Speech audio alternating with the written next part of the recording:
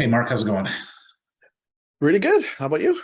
No complaints. So for everybody on the line, we brought in Marc Speed as one of our cybersecurity experts in light of Cyber Awareness Month.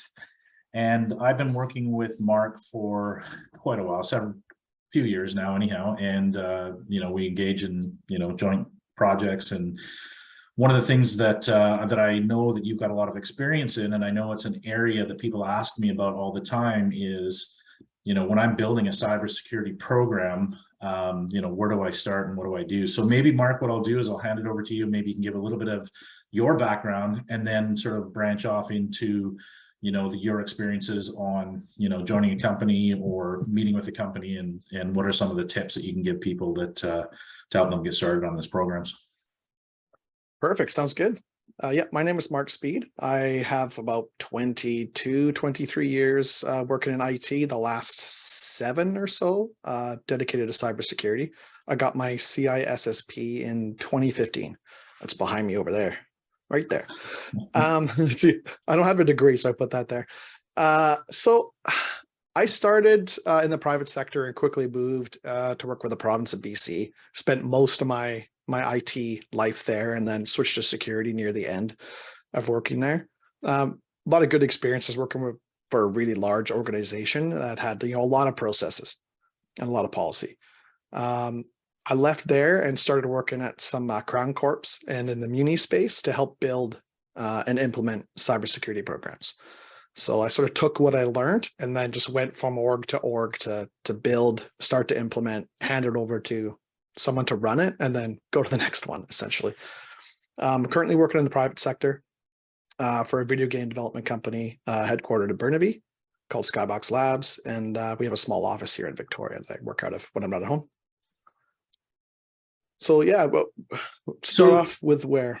Yeah, what are some of the like when you go into these new organizations, what are some of the expectations that they have versus you having your cyber background, and you look at the organization and kind of see the miss? So because I get a lot of people all the time, like when I'm speaking to different clients, there's this general assumption that their security is taken care of by someone, but typically that's and I know your experience has been the same, that's not the case. So your first day on the job, when you walk into a new company, or if you're taking on a new project, what are some of the things that you uncover right away that people probably have a misunderstanding about? I guess as a business owner or an executive, your job is really about understanding and mitigating risk to an acceptable level. I find that most people don't understand the cybersecurity risk well enough. So I think it's being handled by someone, but it's not. Generally, I would say that unless you have someone in your organization with a role dedicated to cybersecurity, or you have a contractor who's doing that, it's not getting done. Although it's tangential and has a lot to do with IT, it's not IT's job.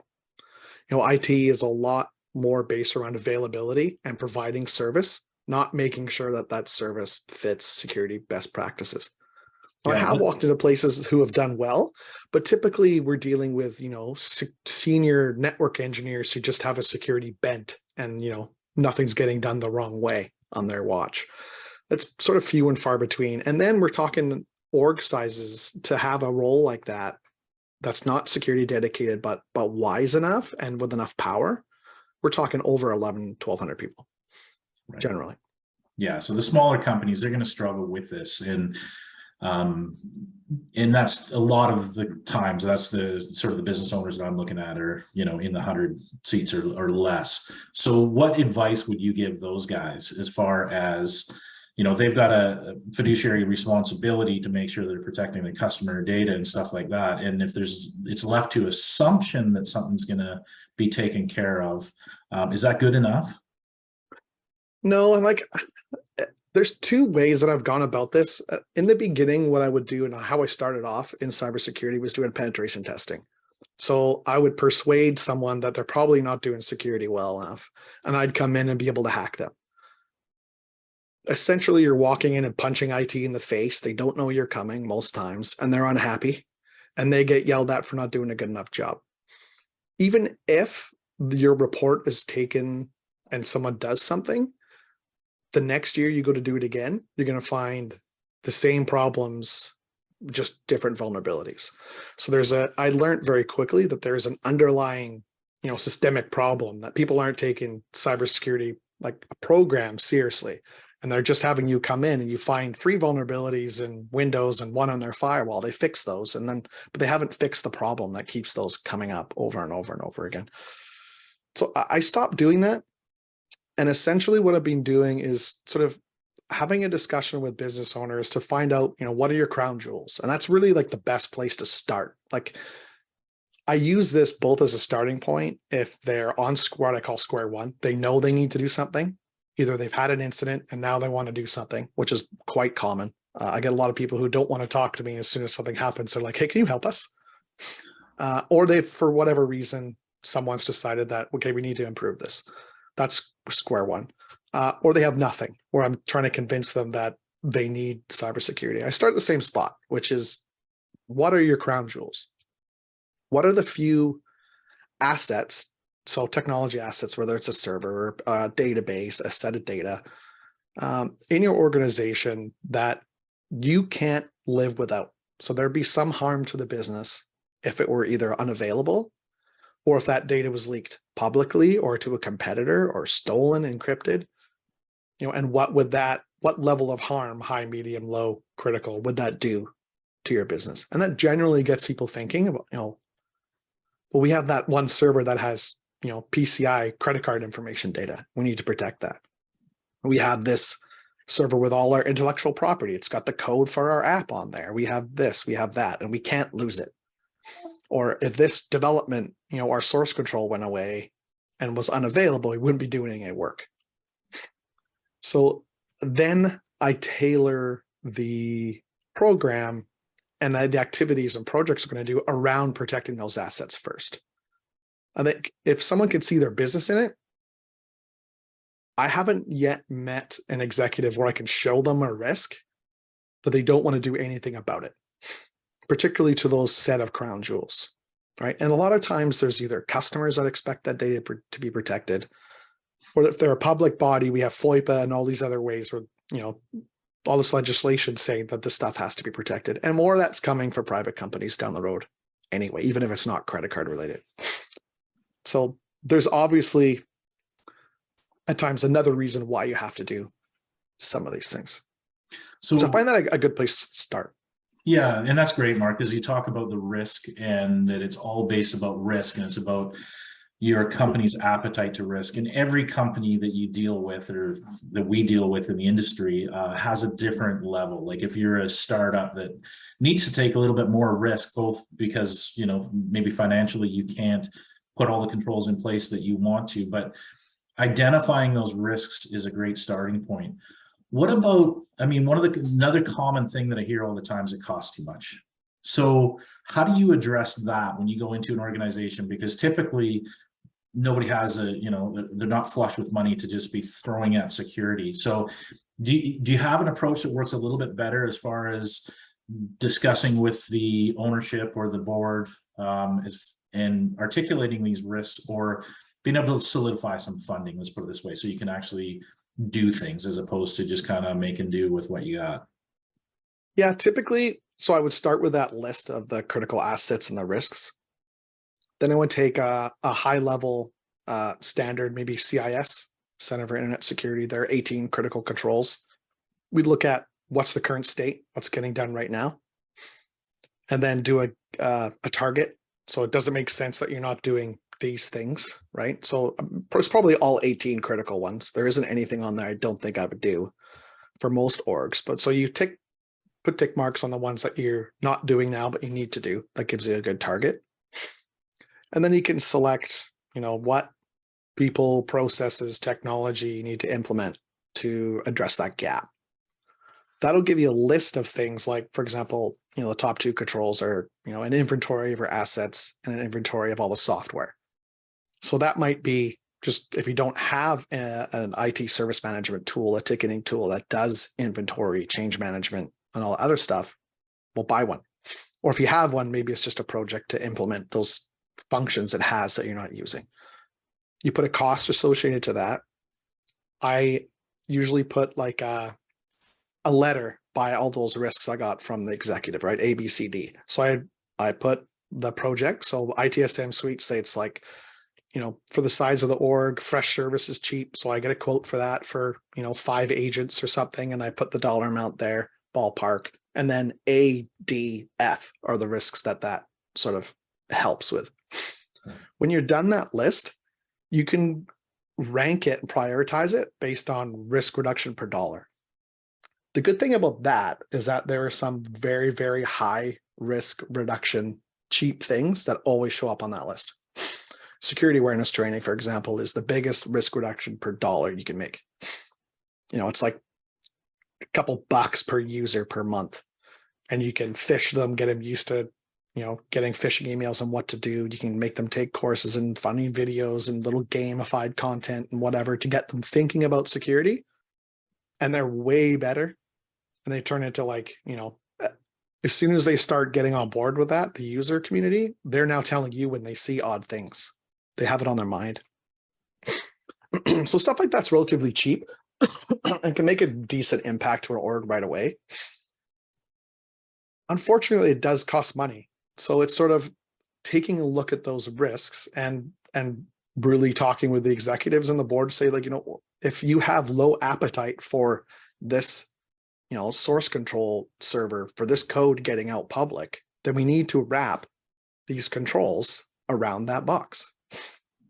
Right? Like, and ideally, your job as a security architect or leading a cybersecurity program is to make sure they understand the risk. You might have to go to them multiple times.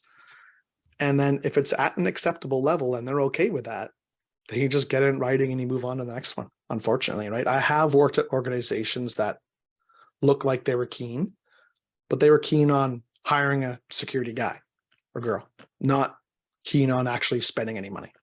Right. And this hiring is so difficult in this space, particularly when you're hiring senior level people like ourselves. Like, I'm not going to stay and work at a place that doesn't want me to do work. Right. Yeah. I have people who I can help, and that's why I work with you, right? There's more people that I can help. Right.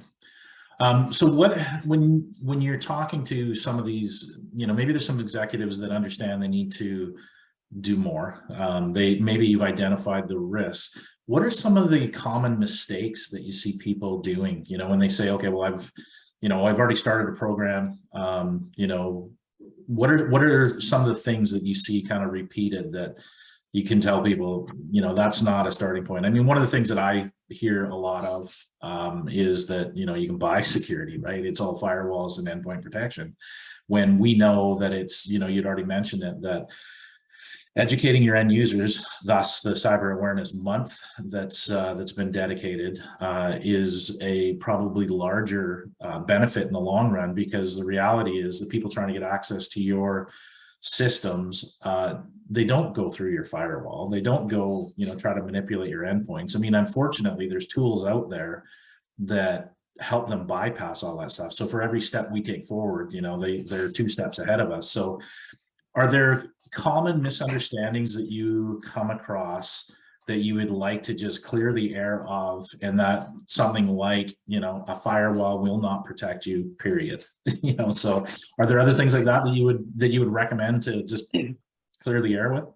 Yeah, I think if someone's reticent and doesn't want to do any of this work, I typically ask them a couple. After doing those crown jewels, I ask them a couple follow-up questions. One being, how long would it take your IT department to detect if something were happening to one of those assets?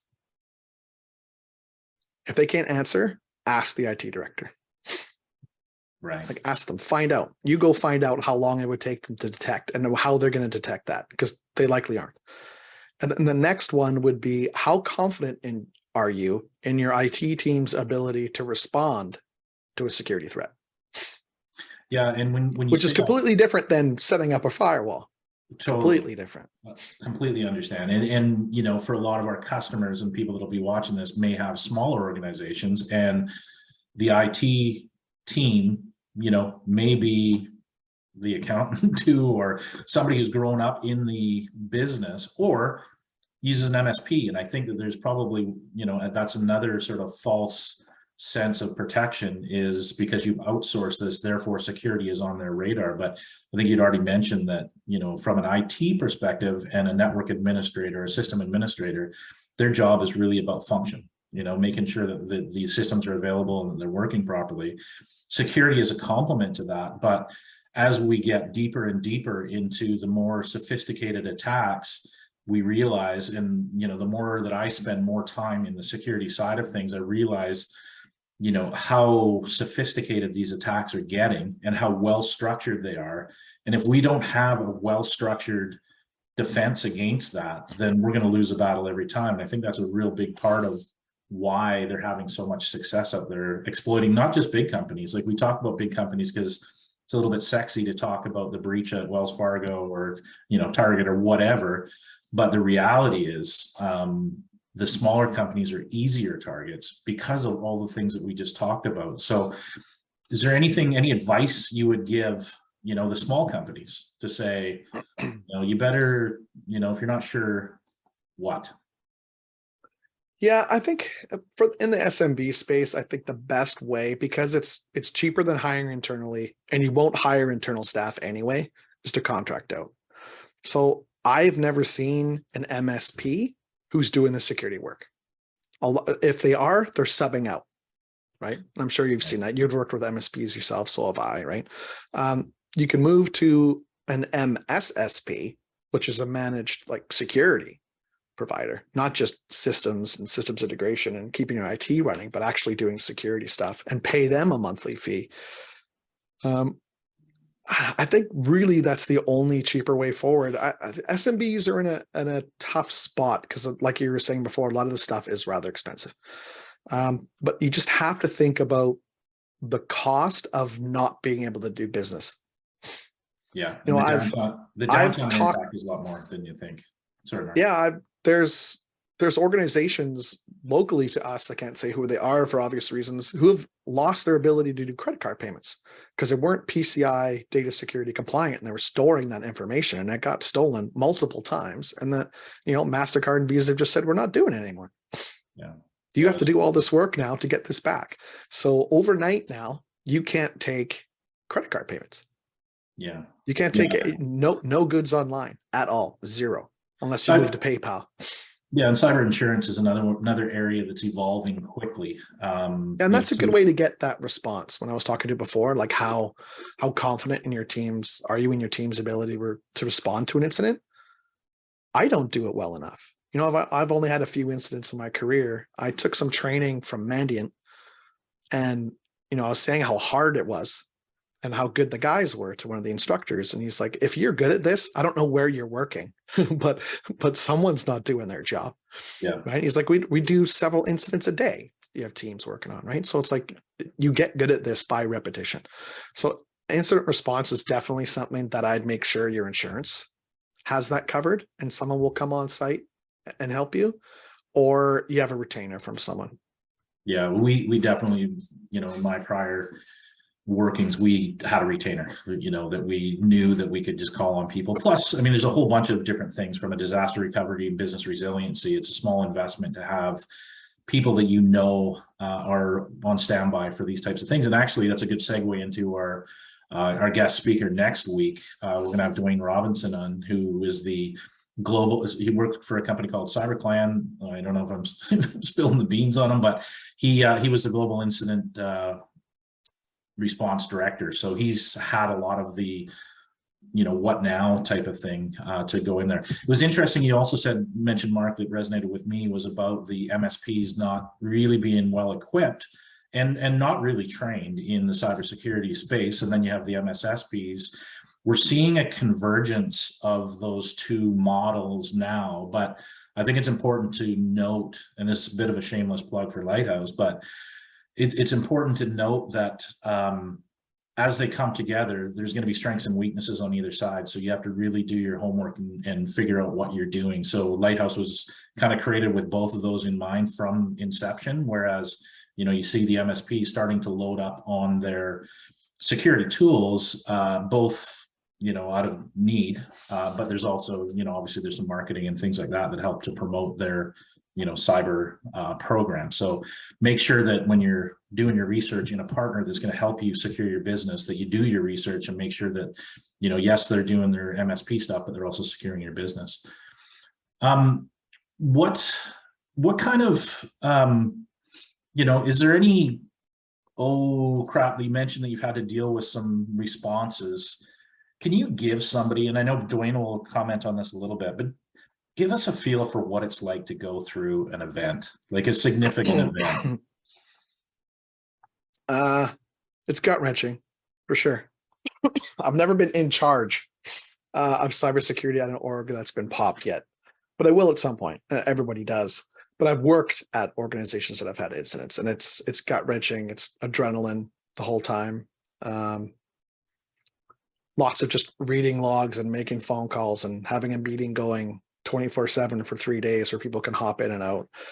It's rough. One of the things that I would recommend, even if you're outsourcing IR, is to practice that.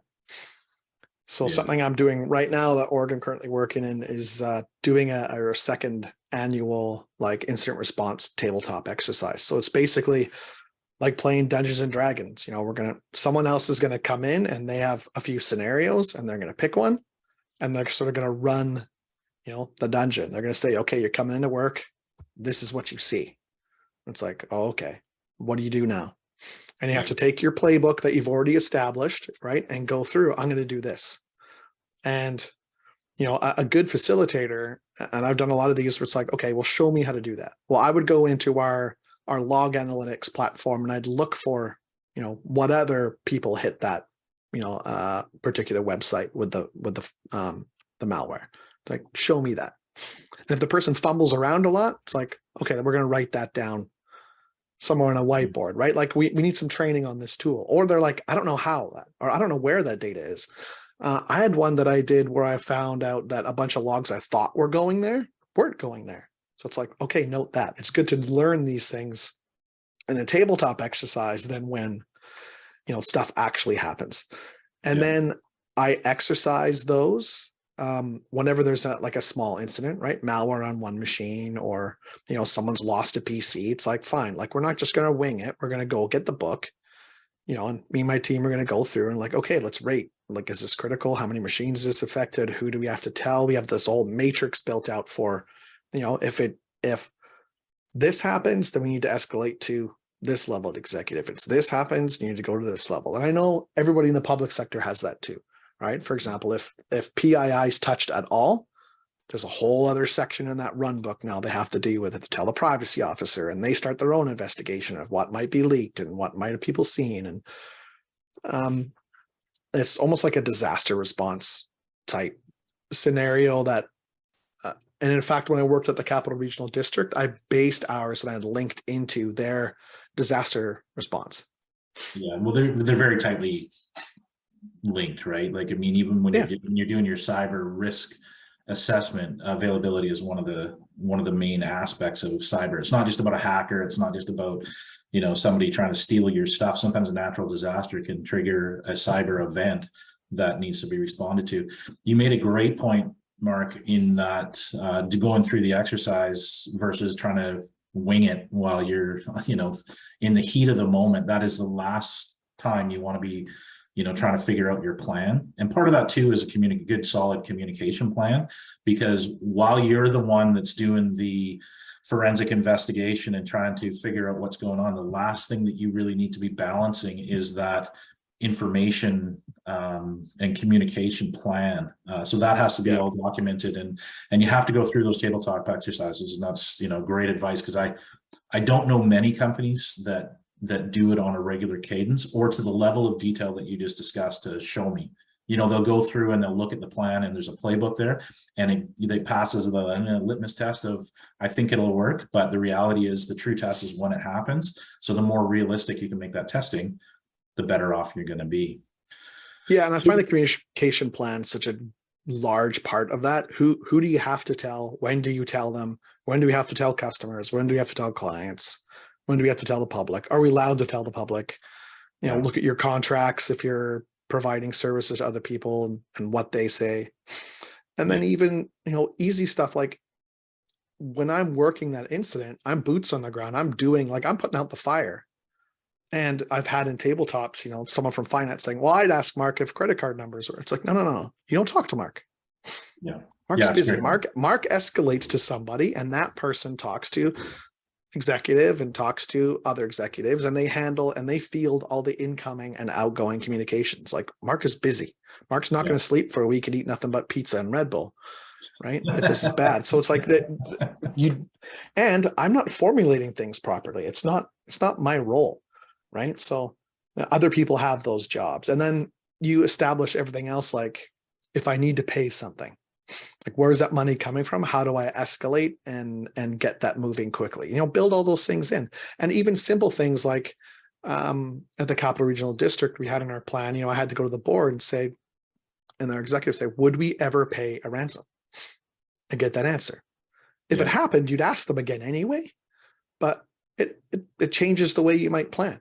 Well, and the other part of it if you're not willing to ever do it, then it's like, okay, well then we better make sure that, we're not doing it. And if you would do it, then maybe we buy some Bitcoin now, or we at least know how to do that quickly.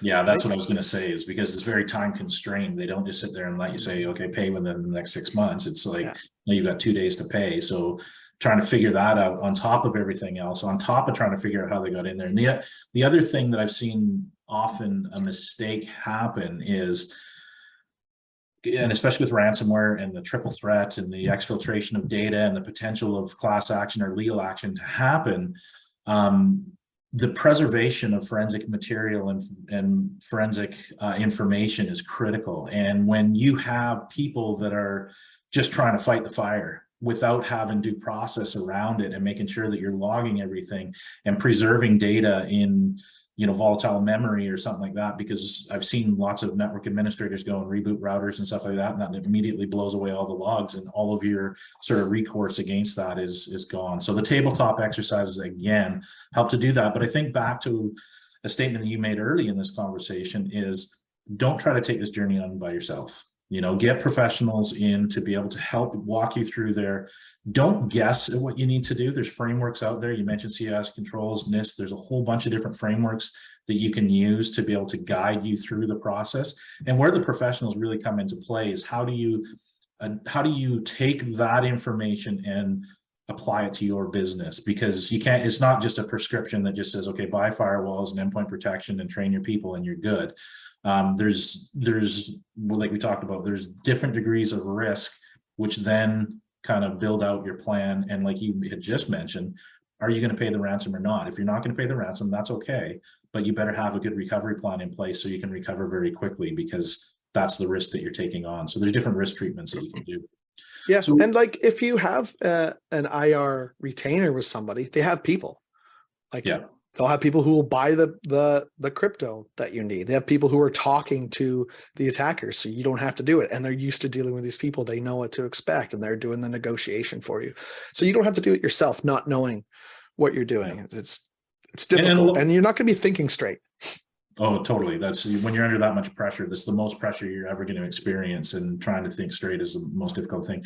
A lot of the insurance policies now, they've changed. So if you've had an insurance policy out there for a while for the cyber insurance, you better look at it very closely, because a lot of the underwriters and whatnot, because ransomware is getting so prevalent, they're pulling a lot of that out of the basic insurance, and they're also putting people through more rigor. And if you can evidence that you have a solid cyber program in place, then you can reduce your premium. So there's a good thing there. But it also includes, to your point, that the response piece is often covered in there. So one of the first steps, depending on your plan, is to contact your insurance company right away and get that piece going immediately. So I know we're running close on time. Is there any sort of Mark wisdoms and general advice you want to give everybody? I think that the biggest thing that I'm seeing with people who are trying to do it right is that they're missing that detect function. So if you looked at like the NIST, and back to a conversation we were having earlier, the NIST function. So you have identify. So what are you trying to protect? And that's the crown jewels discussion we were having before. Protection, which is where everyone's spending their money right now, firewalls, AV, email gateway, whatever. And then there's the response we were talking about with usually through your insurance. But if you don't know something's happened, you can't respond. So yeah, sure, if you walk in one day and everything's been ransomware, well, it's too late then. It's the first intrusion, the first, foothold they had, the first instance of lateral movement that you should have been able to detect to stop it from getting that far. And that's typically where I spend most of my time building and implementing things. The hard part about that is none of that is set and forget. Like, someone has to watch those logs. Someone has to know what they're doing. Oh, I think I lost you. Did I lose you? Oh, gone. Oh no. We have lost the boss. It might have shut off, although it's still recording. Where can I go from here? I guess I'll have to talk to people. Yeah, so just to continue on that thought, I think that's the best thing that people need to do now is just to start building that detection capability. So typically it's something like a SIM, so security information event monitoring system. So that's something like Splunk, like Devo, somewhere where it takes the logs from all of your assets to one spot and does two things. One, it retains them for a long period of time so that they're not rolling over on a server every 30 days or 20 days. And you're losing that data when you need to have a response. The second thing it's doing is it's analyzing them with some AI and picking out some pieces that look like it matches a pattern of attack. So that's a good way of getting some information in that will let you determine, Kevin's just texting me saying he lost his internet, that'll let you determine, is something going on right now? I think that's the biggest area. If you are using an MSSP, they'll be doing that for you. And then if you are doing